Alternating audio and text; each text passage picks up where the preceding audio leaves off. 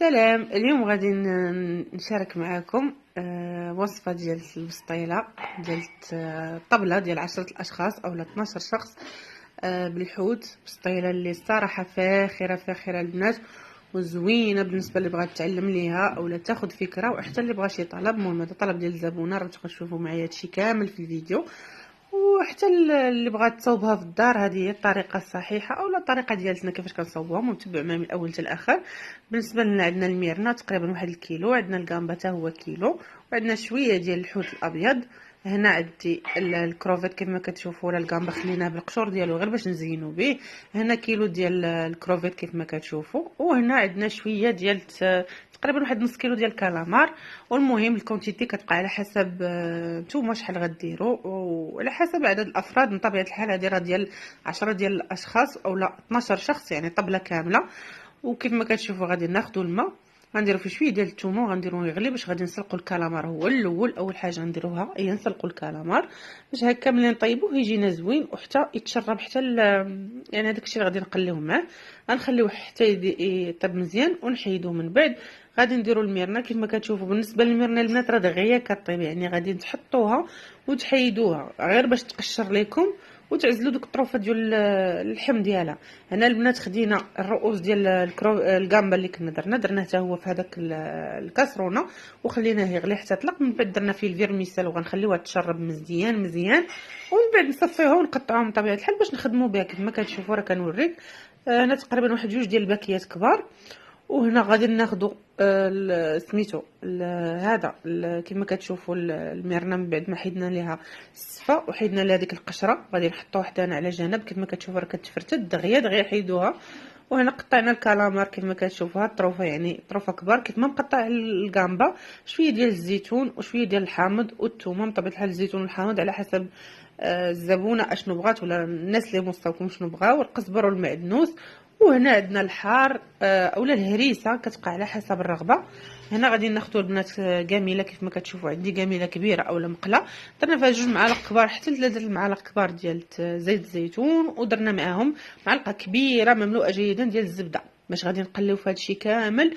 راه كتعطي واحد الاضافه للحوت كتجي بنينه باش غنصوتو فيها الحوت. اول حاجه بدينا بها هادشي كامل راه كيطيب دغيا. اول حاجه بدينا بها كما كتشوفوا حطينا الكامبا وغادي نقليوه مزيان. الكامبا قسمته غير على 2.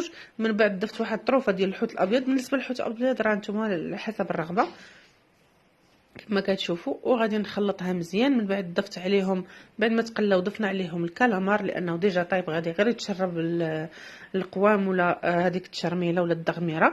ومن بعد غادي نضيفوه حتى الميرنا. هنا الشامبينيون اولا الفطر الاسود درناه في هذاك المرق اللي قلت لكم اللي درنا فيه الفيرميسال وقطعناه. ودابا غادي نضيفوا الكروفيت كيف ما كتشوفوا كلشي مغسول ومنقل ومقاد.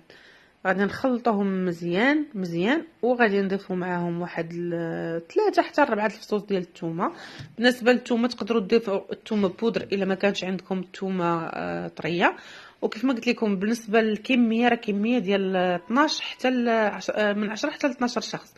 ضفنا الحامض والزيتون مقطع، الحامض مصير بطبيعه الحال، القزبر والمعدنوس مقطعين، والهريسه على حسب الذوق. هذا الحار غير باش يزيد واحد النكهه خفيفه، راه حار حلو ماشي بزاف. الصوجه واحد 2 ديال المعالق كبار حتى ل3. وغنضيفوا الملحه. طبيعه الحال هادشي كله كيبقى على حسب الذوق وعلى حسب شحال ديال الحوت دايرين. شويه ديال التحميره لا شويه ديال البزار، شويه عفوا ديال الخرقوم، شويه ديال السكينجبير، وبجوج معالق كبار ديال التحميره مع معلقه صغيره ديال البزار. معلقه صغيره مملوءه جيدا ديال البزار. المهم العطريه كامله كتبقى على حسب الذوق على حسب كميه سميتو كميه ديال الحوت. غنقليوهم البنات مزيان باش يتشربوا لينا ديك البنه كامله يعني النكهات يدخلوا في بعضياتهم. وملي كتبداو تقليو فيهم راه كيبدا الحوت يطلق واحد الماء. نتوما غادي تشوفوا معايا كيبدا يطلق واحد الماء غنخليوه غنخليوه كيف ما كتشوفوا. ودابا غادي نضيفوا عليه الفيرميسال حتى هي وغنخلطوهم مع بعضياتهم مزيان حتى يتشربوا هذوك البويون اللي غتشوفوا او هذاك المرق اللي كيطلق الحوت. راه يلا بدا يطلق في هذاك المرق كيف ما كتشوفوا. نخلطوه جيدا البنات مزيان وغنوريكم حتى كيفاش طريقه اللف ديال البسيطلات الصغار راه كتجي خطيره، غير جربوها. شوفوا البنات كتطلق هاد الماء غتخليوها على فيها بطبيعه الحال اللي تكون متوسطه، غتخليوها حتى تنشف، يعني راه ما كتاخذش بزاف ديال الوقت، راه غادي تنشف لكم في ساعه صافي. كيف ما كتشوفوا دابا راها نشفات، ودابا غادي ندوزو باش غنحط نطفيو عليها بطبيعه الحال وندوزو باش نوجدو باش غادي نقادو. هنا عندنا البنات الزبده دايبه اللي تقدروا ديروا الزبده والزيت، ضفنا عليها معلقه كبيره ديال الحار الهريسه وهذه اختياريه، ومعلقه ديال التحميره اولا البابريكا باش تعطيك اللون البسطيله. كناخذوا الطاوه ديال البسطيله هذه راه من الحجم الكبير، يعني واحد 46 تقريبا اولا كبر، المهم كبيره بزاف البنات. غادي ناخذوها كما كتشوفوا، وغادي ناخذ دابا الورق ديال ماشي الورقه ديال البسطيله، الورقه تلفاتني بنتي، الورقه ديال البسطيله كيف ما كتشوفوا هذا الحجم متوسط. خاصكم ضروري البنات، واحد النصيحه نقول لكم، ضروري الورقه تكون زوينه. هنا دهنا الطاوه ديالتنا مزيان مزيان بالزبده، وغادي نديروا الوريقات كيف ما كتشوفوا. كنحطوا الوراق وكنديروا عليهم بهذه الطريقه، وكنديروا الزبده. ضروري من الزبده تكون يعني في كل ورقه وورقه، باش هكا كتجيكم البسطيله مقرمشه وكتقرمل. من بعد ما كملنا الدوره كامله غنجيو للوسط، غنديروا جوج ديال الورقات باش ملي نحطوا العماره ما تفرتكش لينا اولا ما تفرقعش من الداخل من الوسط ملي كنعمروها باش ما تطرطقش لينا صافي. وكنحطوا ورقه ونديروا الزبده، ونحطوا ورقه ونديروا الزبده وكندهنوها بحال هكا. المهم الفيديو راه موضح راسو، ولكن غنكمل معكم بالشرح. هنا غادي نحطوا الكميه ديال العماره ديالتنا. الصراحه البنات العماره كتحمق لذيذه لواحد الدرجه ما تخيلوهاش. صافي غنقادها بحال هكا،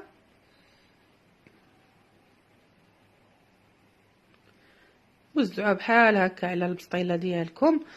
وكيف ما قلت لكم هذه راها العراضه من طبيعه الحال 10 الاشخاص، غنعاود نقولها لكم من 10 حتى ل 12 شخص، وكيبقى على حسب الناس شنو بغات، يعني النوع ديال الحوت هما اللي كيبغيو. ومن طبيعه الحال راها فاخره وهماويه الصراحه ديال تحميره الوجه. غنجيو غنديروا ورقه الوسط كيف ما كتشوفوا، ونديروا ضروري من الزبده كيف ما كتشوفوا. ضروري ندهنوا البنات من الزبده، دهنوا مزيان وما تخافوش منها، راه واخا هكاك راه ما كنكثروش في الزبده، راه غير باش تجيكم مقرمله. ونديروا عاوتاني ونبداو دابا نلمطوا فيها ولا نسدوا فيها بالورقه ديالتها كيف ما كتشوفوا. كنجيبوا دوك الجوانب ونردوهم بحال هكا حتى نكملوا الدوره كامله.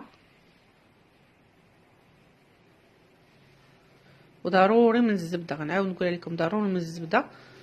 ونجمعوا من هذا الجنب حتى هو، نطويوها بشويه بشويه وبالمهل.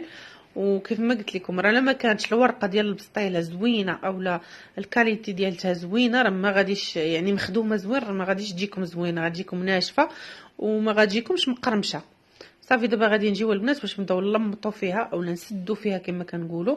وكيف ما كتشوفوا راه الوراق راه مدهونين مزيان بالزبده. كنجيو وكنخشيو بحال كنلمطوا شي سداري، وكنبداو كنديروا ورقه على ورقه على ورقه ونجمعوا من التحت. وضروري من الزبده، راه هذيك الاولى ما بانتش، ولكن هاد الثاني كيف ما كتشوفوا كندهنوها. ونجيو للطرف ديالها ونحطوا عليها غير شويه الطرف ديالها ماشي بزاف، ونحطوا عليها ورقه اخرى ونلمطوا بنفس الطريقه وندهنوا عاوتاني بالزبده. ونكملوا البنات حتى نكملوا الدوره كامله.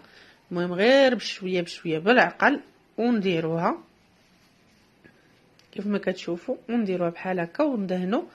وكيف ما قلت لكم اختياري اللي بغيتو ديروا الحار من الفوق، ولكن ما كيجيش الهريسه في الدهنه، راه ما كيجيش باين، غير ديروه ندهنوا مزيان مزيان البنات. بقات هاد البلاصه صافي حتى هي نكملوها بنفس الطريقه ونلمطوها مزيان، نسدوها باش ما تطرطقش لينا ملي نهزوها نبغيو نحطوها في الطبق ديال التقديم ما تطرطقش. ندهنوها مزيان ندهنوها عفوا من الفوق مزيان مزيان. شوفوا البنات اللون ديالها شحال كيشهي وزوين يعني، ومازال هي خضراء. ودابا حطيناها على جنب، ودابا غادي ندوزو باش غادي نحضروا هاد الصغيورات معاكم. كما كتشوفوا غناخذوا الورقه ندهنوها مزيان بالزبده. الزبده اللي قلت لكم تقدروا تخلطوا معها زيت الزيتون. نديروا العماره الوسط. هاد البسيطلات الصغار كيحمقوا الصراحه، غزالين غزالين، وملي كتزوقوا بهم البسطيله كيعطيو منظر رائع صافي. كما كتشوفوا البنات كنبداو نلويو بحال هكا، ونجيو كنديروا بحال الورده بحال الكموسه اللي كنديروا في العطريه، ونحطوها مثلا في شي مرقه ولا شي حاجه بحال هكاك. نلويوها مزيان مزيان ونزيروا وندهنوا بالزبده. ونجيو دابا باش نصايبوا الشكيل ديال الوريده بحال هكا. الا ما كانش عندكم هاد ليمول ديال الشنيك اولا هذا ماشي مشكل، راه غير زيروا حطوا في اللاطه كتبقى مجموعه ما تخافوش منها. كنطويو كيف ما كتشوفوا البنات كنبليو بحال هكا، يعني كنلويو وكنحطوا وندهنوا، نلويو ونبليو وندهنوا صافي ونحطوها في هذاك المول. لما كانش ماشي مشكل، غير نلويوها حطوها في اللاطه. هذا هو الشكل ديالها. نحطوها دابا في هذاك المول ونحطوها على جنب. غنعاود معكم وحده اخرى باش تبان لكم مزيان. وضروري من الزبده، ضروري من الزبده البنات باش تجيكم مقرمله. صافي كما كتشوفوا غادي نعاود معكم وحده اخرى بنفس الطريقه. ناخذوا الورقه نديروا عليها الزبده مزيان ونديروا العماره من الوسط ونجيو نبداو نجمعوا. راه كما كتشوفوا راه ماشي كنجمعوا عادي، راه كنجمعوا كنطويو يعني بليه كما كنقولوا بحال هكا. ونجيو وندوروها كما قلت لكم، بحال كما كتصوبوا شي كموصه فيها العطريه ولا شي حاجه بحال هكا. نجمعوها من التحت وضروري نقادوا لها الشكل بحال هكا ونديروا لها الزبده ونحطوها على جنب كما كتشوفوا وندهنوها مزيان. ودابا غادي نكملوا باقي هادو كما كتشوفوا حطيناهم ووجدناهم حطيناهم بحال هكا. دابا البنات غادي ندخلوهم الفران اللي يكون سخون مزيان، ولكن العافيه تكون ميله شاعله غير من التحت. من الاحسن تهزوها الرف الفوقاني ولا الوسطاني من الاحسن. هادو غنخليوهم البنات نزوق بهم هاد الكروفيطات. المهم نكمل لكم لا طريقه ديال الطبخ. وغتخليوها حتى كتنشف كما كتشوفوا البنات، راه حتى كتنشف مزيان يعني تحمر من التحت. عاد باش تشعلوا مع عليها من الفوق وتردوا عليها البال. وهنا البنات هنا شويه ديال الورقه مقطعه ودايرين لها شويه ديال الزبده وهذاك هذيك الدهنه اللي كنا موجدين باش غادي نزوقوا بها. وغادي نحطها في الوسط بحال هكا كما كتشوفوا البنات. الطب من التحت هو الاول. العافيه مهيله بالنسبه للبسطيله الكبيره اولا البسطيله الصغيره. شوفوا المنظر كنوريكم كيفاش مقرمشه. وغادي ندخلوها نشعلوا عليها من الفوق. ملي طيب من الفوق ردوا مع البرد دغيا كتحمر دغيا يعني ردوا معاه البال لاقصى درجه. المهم هنا بدينا كنزينوا فيها ما صورتش لكم كما كتشوفوا. حطينا هذوك البسيطلات الصغار من الجناب وجبنا هذوك الكروفيطات اللي كانوا البنات صوتناهم شويه ديال الزبده مع شويه ديال العطريه، غير شويه ديال الملحه شويه الابزار فقط وشويه ديال الزبده. وغادي نحطهم كما كتشوفوا. حطينا بسطيله صغيره كروفيطه بسطيله صغيره كروفيطه وهكا. المهم الدوره راه باينه لكم. ودابا غادي نكملوا باش غنوريكم شكل النهائي ديالها. صافي ما تبقى من الكروفيط درناه في الوسط. بطبيعه الحال هذا الشيء راه كامل العراضه كما قلت لكم ديال 10 الاشخاص حتى ل 12 شخص.